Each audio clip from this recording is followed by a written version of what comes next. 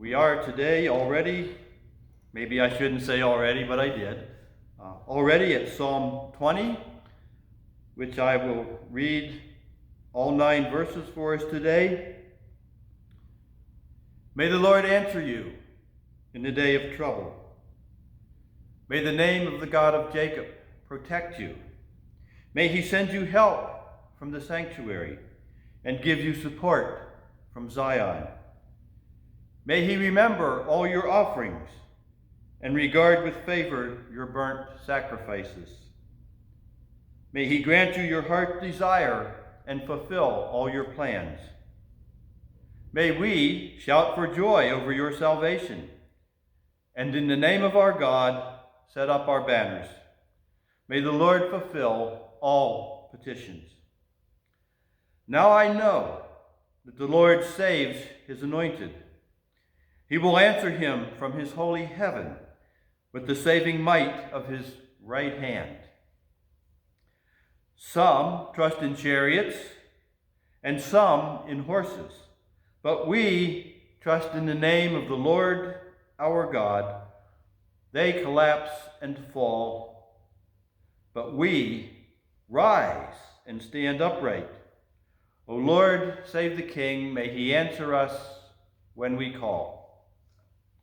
The word of the Lord.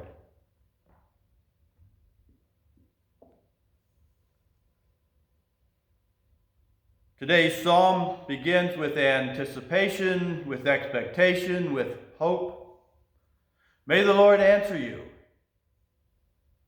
which apparently he has not at this point. This is a way we can pray in times of trouble, of conflict, of impending doom even.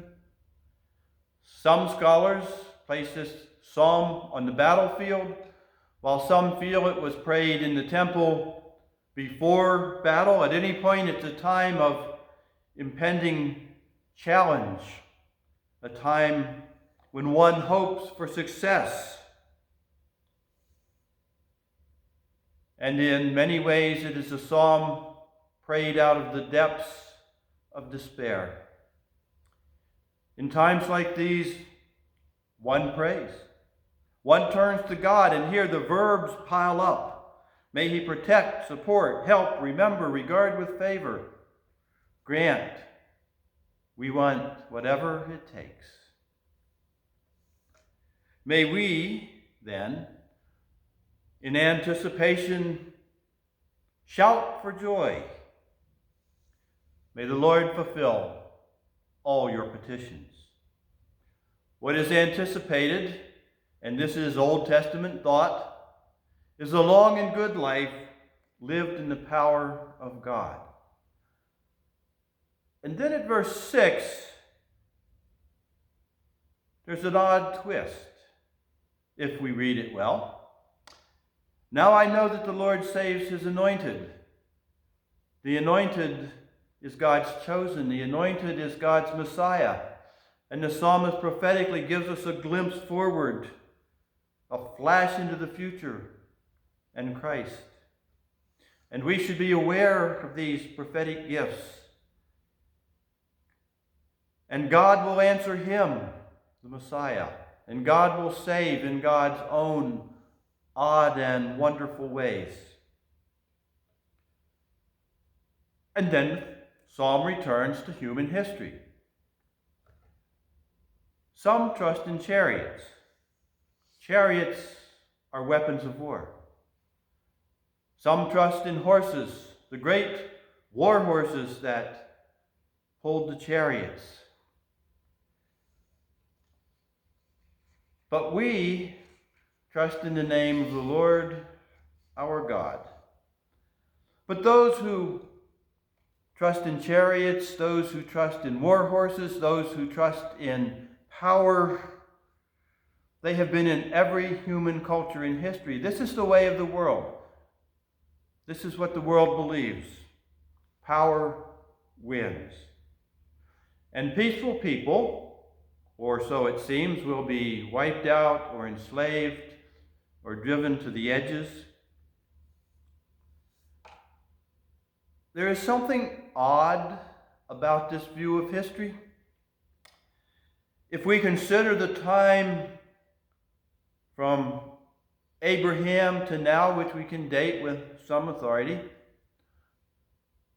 3,800, 4,000 years, and if we look at all the kingdoms, all the cultures, all the political powers that have risen and fallen, how many exist today?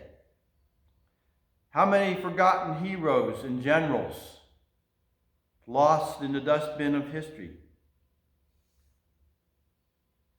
Or today, when we put so much of our focus on economics, money,